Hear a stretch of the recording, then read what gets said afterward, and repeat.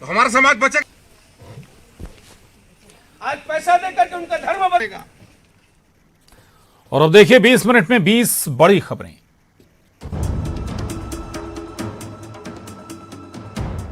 रतलाम में बिजली कनेक्शन काटने को लेकर एक उपभोक्ता ने लाइनमैन पर तलवार से हमला करने की कोशिश की। इस पूरी घटना का वीडियो भी सामने आया है। दरअसल बिजली बिल का भुगतान न करने पर एक लाइनमैन ने उपभोक्ता का कनेक्शन काट दिया। उपभोक्ता कनेक्शन काटने से आक्रोशित होकर लाइनमैन पर हमला करने के लिए घर से तलवार लेकर निकलता है और लाइनमैन की तरफ दौड़ लगा देता है। गनीमत ये रही कि वहां आसपास मौजूद लोगों ने उपभोक्ता को पकड़कर लाइनमैन की जान बचाई। मामला खरवा कला विद्युत वितरण केंद्र के कसारी गांव का है। बिजली कर्मी ब्रजेश लोधी गांव में बिजली बिल जमा न करने वाले उपभोक्ताओं पर कार्रवाई करने पहुंचे थे। इन्हीं उपभोक्ताओं में कमल पिता गणपत लाल डांगी भी शामिल था। ब्रजेश ने बिजली बिल जमा न करने पर कमल के घर का बिजली कनेक्शन काट दिया। कमल को जब इस बात का पता चला तो वो गुस्से में गया और लाइनमैन पर हमला कर दिया। वहीं लोगों ने यह समझकर कमल को छोड़ दिया कि अब उसके हाथ में कुछ नहीं है तो कोई खतरा नहीं है। इसके बाद भी कमल नहीं माना। उसने ब्रजेश पर पत्थर उठाकर हमला करने की कोशिश की। इसके बाद लोगों ने कमल को पकड़कर ब्रजेश की जान बचाई।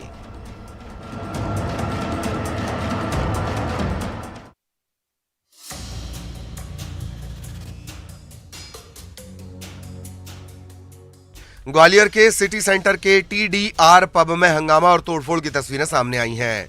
तस्वीरों में दिख रहा है कि रात में शराब के नशे में युवकों ने सिटी सेंटर के अंदर पब में तोड़फोड़ और मारपीट की। यहां तक कि पब के संचालक के साथ मारपीट की गई। ग्रुप में आधा दर्जन से ज्यादा लोग आते हैं। इसमें ज्यादातर युवक शराब के नशे में थे। शराब के नशे में ही युवकों ने पब संचालक के साथ मारपीट शुरू कर दी। हाथ में जो आया उससे ही मारपीट करने लगे। पब की प्रॉपर्टी को नशे में धुत युवकों ने नुकसान पहुंचाया। आपको बता दें कि म्यूजिक बजाने को लेकर पब में हंगामा हुआ था। विवाद इतना बढ़ा कि युवकों ने पब संचालक के साथ मारपीट शुरू कर दी। इस पूरी घटना का CCTV भी सामने आया। इधर संचालक ने यूनिवर्सिटी थाने में मामले की शिकायत दर्ज करवाई है।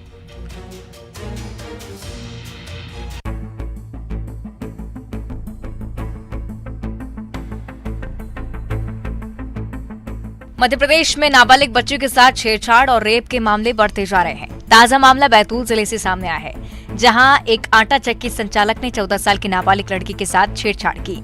इस घटना के बाद नाराज लोगों ने आरोपी के घर में तोड़फोड़ कर दी। घटना कोतवाली थाना क्षेत्र के आजाद वार्ड की है। आरोप है कि आटा चक्की संचालक ने नाबालिग को अपने घर पर बुलाकर अश्लील हरकतें की। इस वारदात के बाद नाराज लोगों ने हंगामा कर दिया। लोगों ने आरोपी के घर में तोड़फोड़ कर दी। साथ ही घर के सामने खड़ी एक कार में भी आग लगा दी। सूचना मिलते ही पुलिस मौके पर पहुंची, लोगों को समझाइश देने की कोशिश की, लेकिन जब लोगों ने बात नहीं सुनी तो पुलिस को भीड़ को तितर-बितर करने के लिए बल का प्रयोग करना पड़ा। SAF जवानों को इलाके में तैनात किया गया है। फिलहाल स्थिति नियंत्रण में है।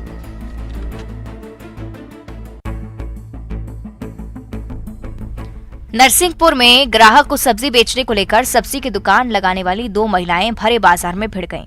दोनों ऐसी भिड़ी कि बमुश्किल शांत कराया जा सका। करेली के भरे बाजार में दोनों महिलाओं की झोमाझटकी का वीडियो सोशल मीडिया पर वायरल हो रहा है। करेली के बरमान चौराहे के इस वीडियो में पहले महिलाओं के बीच तू-तू मैं-मैं होती है। बढ़ते बढ़ते बात दोनों की हाथापाई तक पहुंच जाती है, जिसमें एक महिला तराजू उठाकर दूसरी महिला को मारती और फिर दोनों आपस में एक दूसरे पर शक्ति आजमाते हुए नजर आती हैं। यहाँ मौजूद लोग दोनों महिलाओं के बीच बचाव के लिए आते हैं और बमुश्किल समझाइश के बाद दोनों को शांत कराया जाता है।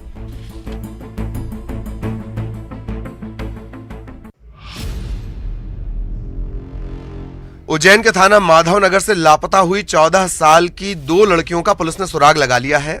9वीं में पढ़ने वाली दोनों छात्राएं घर से ट्यूशन जाने का कहकर निकली और अचानक गायब हो गई थीं। देर रात तक भी घर नहीं लौटने पर परेशान परिजनों ने रात में ही रिपोर्ट दर्ज करवाई। पुलिस ने मामले को गंभीरता से लिया और 12 घंटे के अंदर खुलासा किया कि दोनों लड़कियां वृंदावन के लिए स्टेशन से रवाना हुई हैं। लड़कियों को राजस्थान के कोटा रेलवे स्टेशन से बरामद किया गया। बताया जा रहा है कि दोनों लड़कियां कृष्ण भगवान के अटूट भक्त हैं और वो भगवान कृष्ण के धाम वृंदावन के लिए घर से रवाना हो गई थीं। फिलहाल उनकी काउंसलिंग की गई है और घर वालों से भी बातचीत करवाई गई है।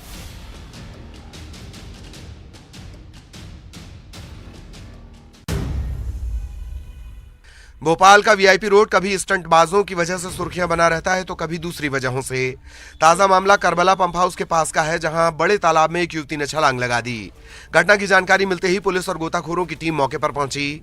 कड़ी मशक्कत के बाद गोताखोरों की मदद से युवती के शव को तालाब से बाहर निकाला जा सका। युवती के शव को निकालकर हमीदिया अस्पताल पहुंचाया गया, जहां डॉक्टर्स ने उसे मृत घोषित कर दिया। युवती ने किन कारणों से तालाब में छलांग लगाई, इसकी जांच की जा रही है। हालांकि पुलिस अभी युवती के शव की पहचान करने में लगी हुई है।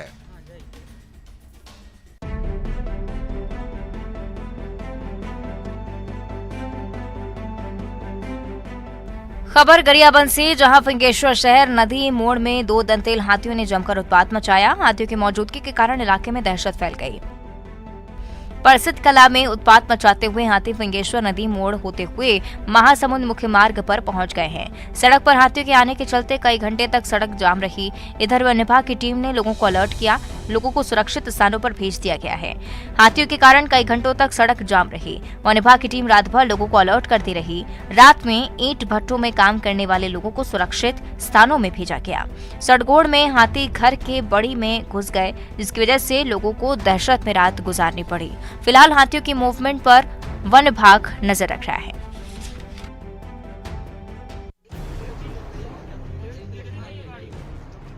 भाजपा सांसद साध्वी प्रज्ञा सिंह ठाकुर अक्सर अपने बयानों के चलते चर्चा में रहती हैं, लेकिन इस बार मामला कुछ अलग है। छतरपुर में सड़क हादसे में 3 युवकों की मौत हो गई थी। पूरा मामला छतरपुर के बड़ा मलहरा के पास का है।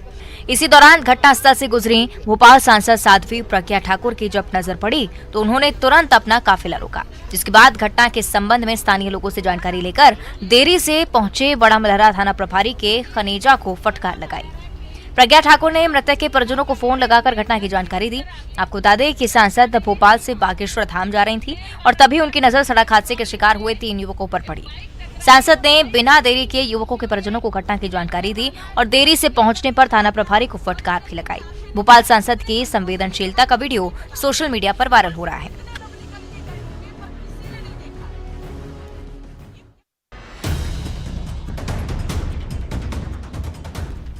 छत्तीसगढ़ का सबसे बुजुर्ग हाथी सिविल बहादुर ने दुनिया को अलविदा कह दिया है। सिविल बहादुर की 72 साल की उम्र में मौत हो गई है। कुसमी के सिविल दाग ग्राम में पकड़े जाने के कारण इसका नामकरण सिविल बहादुर रखा गया था। उम्र संबंधी बीमारियों के कारण हाथी कुछ दिनों से बीमार चल रहा था। मंगलवार सुबह हाथी पुनर्वास केंद्र रामकोला में उसकी मौत हो गई। 44 साल पहले अविभाजित सरगुजा जिले के कुसमी वन परिक्षेत्र के सिविल दाग में इस हाथी को पकड़ा गया था। जानकारी के मुताबिक अंबिकापुर से वन विभाग के उच्चाधिकारी हाथी रेस्क्यू सेंटर के लिए रवाना हो गए हैं। वन विभाग उसके पोस्टमार्टम की तैयारी कर रहा है ताकि मौत के कारण स्पष्ट हो सके। बताया जा रहा है कि वन विभाग सम्मान के साथ हाथी का अंतिम संस्कार करेगा। वन कर्मियों ने बताया कि 1988 में ये हाथी पहले कुसमी क्षेत्र में घुसा था। कई दिनों तक इसी क्षेत्र में ये रुक गया था। शेष हाथी भी आ गए थे और तब इसे रास्ता से फंसाकर पकड़ लिया गया था। तब से ये वन विभाग की देखरेख में ही रहा।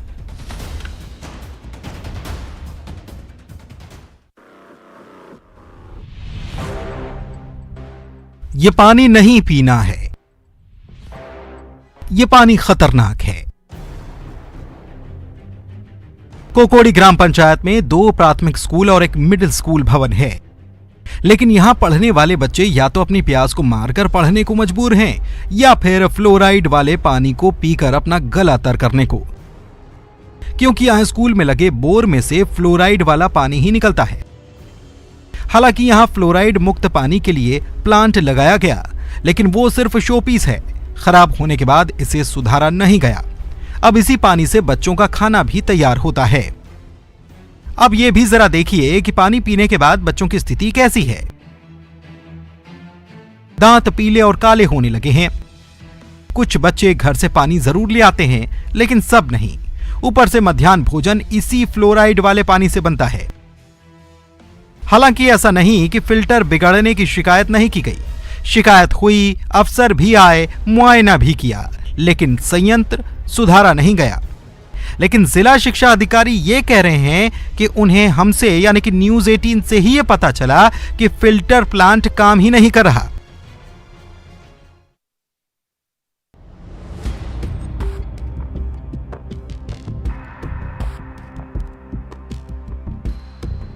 कांकेर के अंतागढ़ ब्लॉक के ग्राम मंगता सलेभाट में एक गांव ऐसा है जहां आज तक ना सड़क बनी ना ही पुल।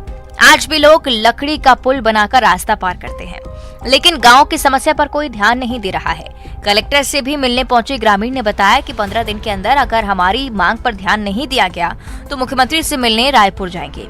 जिला मुख्यालय कांकेर से 120 किलोमीटर दूर ग्राम पंचायत मंगता सलेभाट के सैकड़ों की संख्या में ग्रामीण सड़क और पुल की मांग कर रहे हैं। ग्रामीणों ने बताया है कि इलाके में 4 पुल की जरूरत है। 6 गांव के लोगों को आवागमन में कई दिक्कतों का सामना करना पड़ रहा है। बारिश के दिनों में ग्राम एदनार, मासपुर, किलेनार, मालमेटा, फूलबहरी और पड़बेड़ा पूरी तरह से प्रभावित होते हैं।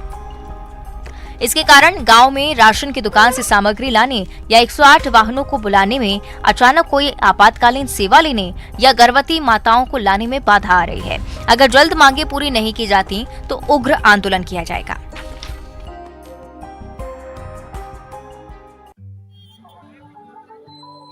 ग्वालियर व्यापार मेले का शुभारंभ 5 जनवरी को होने जा रहा है। सीएम शिवराज सिंह चौहान मेले का वर्चुअल शुभारंभ करेंगे। इस मौके पर ग्वालियर मेले में केंद्रीय मंत्री ज्योतिरादित्य सिंधिया मौजूद रहेंगे। साथ ही प्रदेश के कई मंत्री भी मेले के शुभारंभ कार्यक्रम में ग्वालियर आएंगे। आपको बता दें कि 7 फरवरी तक चलने वाला ग्वालियर व्यापार मेला का आगाज 26 दिसंबर को हो चुका है। ग्वालियर व्यापार मेले में इलेक्ट्रॉनिक, शिल्प, कपड़ा, बर्तन, खिलौने, खान-पान समेत करीब 2500 से ज्यादा दुकानें लग रही हैं। वहीं ऑटोमोबाइल सेक्टर में 150 से ज्यादा दुकानें लग रही हैं। इस बार भी मेले में वाहन खरीदी पर 50% रोड टैक्स पर छूट मिल रही है। इसके चलते कार और बाइक की बम्पर बिक्री हो रही है। कोरोना के चलते पिछले 2 साल से मेले का आयोजन नहीं हो रहा था, लिहाजा इस साल मेले में 1,500 करोड़ से ज्यादा का कारोबार होने की संभावना है।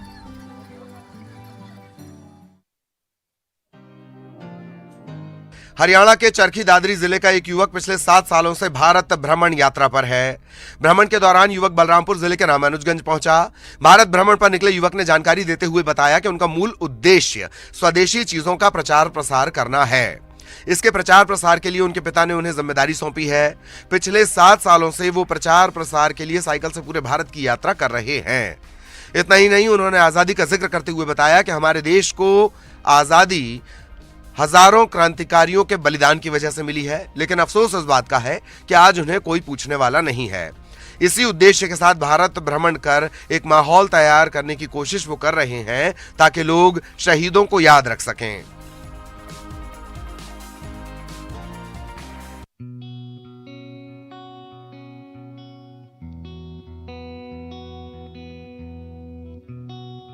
नया साल हो और नए साल पर गुम हुआ फोन मिल जाए तो क्या कहना। ऐसा ही हुआ मुंगेली में, जहां मुंगेली पुलिस ने लोगों को उनके गुम हुए मोबाइल फोन लौटाए। फोन मालिकों ने कभी सोचा भी नहीं होगा कि नए साल पर उनको गुम हुए फोन उन्हें वापस मिल जाएंगे, लेकिन मुंगेली पुलिस ने गुम हुए 120 मोबाइल की रिकवरी की। लोगों को उनके मोबाइल वापस दिए गए। मुंगेली एसपी चंद्रमोहन सिंह ने पुलिस कंट्रोल रूम में कार्यक्रम रखकर लोगों को उनके मोबाइल वापस किए। साथ ही सभी को साइबर क्राइम के प्रति जागरूक करने के लिए एक बुक भी भेंट की है।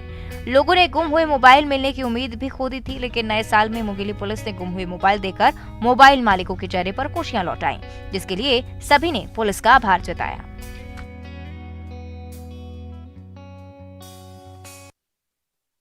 रखना ये राजनीति है, और वो भी इतने निम्न स्तर की राजनीति है। साथियों, ये निम्न स्तर की राजनीति को आप लोगों ने पहचानना। आपने पहले भी देखा, यहाँ पर भारतीय जनता पार्टी की सरकार थी, कैसे भ्रष्टाचार फैलता था, कैसे आपके अधिकारों का हनन होता था। आप लोगों ने कांग्रेस पार्टी को यहाँ पर मौका दिया। हमारे मुख्यमंत्री भूपेश बघेल जी, यहाँ पर 4 साल से हमारी सरकार है। अब क्योंकि अंतिम चरण आ गया, चुनाव होने जा रहा है इस साल, और देश भर में आप देख रहे हैं एक नई लहर है। राहुल गांधी जी ने कन्याकुमारी से शुरुआत की है, पैदल चलकर। साथियों, ये एक इतिहास रचा जा रहा है। या तो आजादी के समय गांधी जी देश के कोने कोने में पहुंचे थे, आज फिर वही अमन की, प्रेम का संदेश लेकर नफरत को तोड़ने के लिए राहुल गांधी जी ने बीड़ा उठाया है। देश के लिए, युवाओं के लिए, बेरोजगारी से निजात पाने के लिए, महंगाई से निजात पाने के लिए, भारतीय जनता पार्टी की गलत नीतियों से निजात पाने के लिए ये पैदल यात्रा, भारत जोड़ो यात्रा चली जा रही है। कन्याकुमारी से चलकर कश्मीर तक पहुंचेंगे। हमारे यहाँ के सभी नेता लोग बीच बीच में शरीक होते रहे उस यात्रा में। परसों से मेरे राज्य में, हरियाणा में प्रवेश कर रहे हैं राहुल गांधी जी फिर से। साथियों, कश्मीर तक जाएंगे, श्रीनगर में झंडा फहराएंगे। देश को एकता का एक बार फिर से संदेश मिलेगा। साथियों, इस एकता को तोड़ने के लिए, नफरत फैलाने के लिए, भाई को भाई से अलग करने के लिए आप देख रहे हैं उसका खेल छत्तीसगढ़ में भी खेला जा रहा है, जहां एक और सामाजिक न्याय की बात हो रही है, आरक्षण की बात हो रही है, दूसरी ओर छत्तीसगढ़ में ध्यान बांटने के लिए किस तरह का खेल खेला जा रहा है। आपने देखा अभी विधानसभा में कैसे भारतीय जनता पार्टी के लोग ऐसी चिंगारी लगाते हैं। क्या यहाँ पर छत्तीसगढ़ के लोग ऐसी चिंगारी को कभी अपना पाएंगे? कोशिश बहुत होती है आरएसएस की विचारधारा की कि भाई को भाई से अलग किया जाए, कभी धर्म के नाम पर, कभी जाति के नाम पर। लेकिन छत्तीसगढ़ के मेरे भाइयों और बहनों, आप लोगों ने इनकी इस तरह की राजनीति को, विचारधारा को कभी सफल नहीं होने देना है। मेरा आपसे आह्वान है कि आप जुड़िए इस विचारधारा से कांग्रेस पार्टी।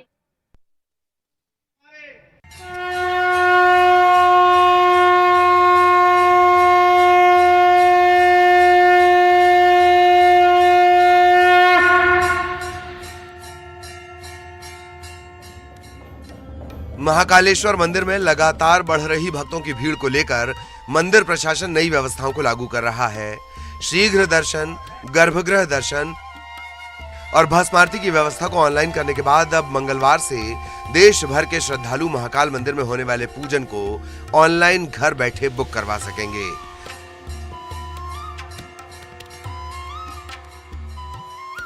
बारह ज्योतिर्लिंगों में से एक महाकालेश्वर मंदिर में भक्तों की सुविधा के लिए जल्द ही यहां होने वाले पूजन को भी ऑनलाइन बुक करवाया जा सकेगा। महाकाल मंदिर में होने वाली पूजन ऑनलाइन होने से भक्तों को परेशानी का सामना नहीं करना पड़ेगा।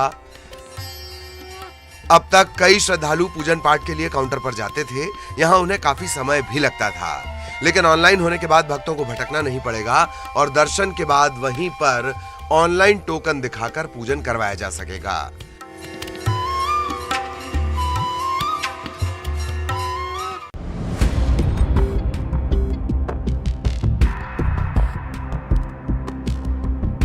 मध्य प्रदेश में दिसंबर भले ही 10 साल में सबसे ज्यादा गर्म रहा, लेकिन नया साल कड़ाके की ठंड लेकर आया। भोपाल में आज देश में दूसरे नंबर पर सबसे ज्यादा कोहरा रहा। यहां विजिबिलिटी 50 मीटर तक पहुंच गई। राजधानी में रविवार रात पारा 3 डिग्री लुढ़क कर 7.2 डिग्री सेल्सियस रिकॉर्ड हुआ। भोपाल के अलावा देश में चंडीगढ़, अंबाला, भिवानी, करनाल, भागलपुर और मंडी में विजिबिलिटी 50 मीटर रही। सबसे ज्यादा घना कोहरा हिसार और पूर्णिया में रहा। यहां विजिबिलिटी 25-25 मीटर रही। खराब मौसम के कारण भोपाल आने वाली एयर इंडिया की दिल्ली और मुंबई फ्लाइट को नागपुर डाइवर्ट करना पड़ा। इंडिगो की दिल्ली, मुंबई और हैदराबाद फ्लाइट लेट हुई। इंडिगो की बेंगलुरु फ्लाइट आज कैंसिल करनी पड़ी। मध्य प्रदेश में पचमढ़ी की रात सबसे सर्द रही। यहाँ का न्यूनतम तापमान 4.5 डिग्री सेल्सियस रिकॉर्ड हुआ। वहीं दिल्ली एनसीआर में ठंड का सितम जारी है। घने कोहरे पर आईएमडी ने अलर्ट जारी किया है। मौसम विभाग ने अगले 2 दिन घने कोहरे की चेतावनी जारी की है। सोमवार सुबह से ही रायपुर समेत प्रदेश भर में मौसम शुष्क रहा। रायपुर का तापमान अधिकतम 29.1 डिग्री सेल्सियस और न्यूनतम 15.5 डिग्री दर्ज किया गया। अधिकतम तापमान सामान्य से 2 डिग्री सेल्सियस ज्यादा और न्यूनतम तापमान सामान्य से 3 डिग्री सेल्सियस ज्यादा रहा। प्रदेश भर में पेंड्रा रोड सबसे ठंडा रहा। यहाँ का न्यूनतम तापमान 9.8 डिग्री सेल्सियस दर्ज किया गया।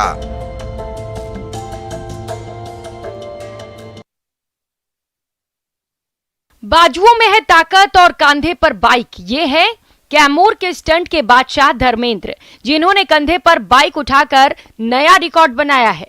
दरअसल इंडिया के फेमस हैमरहेड मैन नाम से मशहूर और स्टंट्स के बादशाह धर्मेंद्र ने अनूठा रिकॉर्ड बनाया है। इस शक्तिमान ने कंधे पर 249 किलोग्राम की बाइक रखकर 30 सेकंड में 100 मीटर की दौड़ लगाई। धर्मेंद्र के लिए ये रिकॉर्ड कोई नया नहीं है, इससे पहले वो कई सारे रिकॉर्ड दर्ज करा चुके हैं। इन्होंने बजाज प्लेटिना बाइक को उठाकर विश्व रिकॉर्ड बनाया था, जो इंडिया वर्ल्ड रिकॉर्ड में दर्ज किया गया। इन्होंने ये रिकॉर्ड त्रिपुरा की राजधानी अगरतला में बनाया था। इस प्रतियोगिता में 21 देशों के प्रतिभागियों को पछाड़कर धर्मेंद्र ने विश्व रिकॉर्ड बनाया था। धर्मेंद्र त्रिपुरा राइफल में इंस्पेक्टर के पद पर तैनात हैं। धर्मेंद्र ने ये नया रिकॉर्ड 31 दिसंबर 2022 को बनाया। इससे पहले भी धर्मेंद्र ने कई सारे रिकॉर्ड बनाकर देश का नाम ऊंचा किया है। बुलेट ट्रेन चलाती ये वो महिलाएं हैं जिन्हें देखने के लिए जमाना तरस गया था। पीढ़ियां संघर्ष करके थक चुकी थी। जी हां, जिस दौर में मुसलमानों की आबादी का एक हिस्सा हिजाब का समर्थन कर रहा है, उस दौर में सऊदी अरब की बेटियां बेड़ियों से आजाद हो रही हैं। जी हां, इस्लाम के गढ़ कहे जाने वाले सऊदी अरब में पहली बार महिलाएं बुलेट ट्रेन चलाने जा रही हैं। सऊदी अरब रेलवे कंपनी सार ने 32 सऊदी महिलाओं के ग्रेजुएट आदरणीय कुमारी शैलजा जी, आदरणीय मोहन मरकाम जी, हमारे प्रदेश कांग्रेस कमेटी के सम्मानित अध्यक्ष, हमारे मंत्रिमंडल के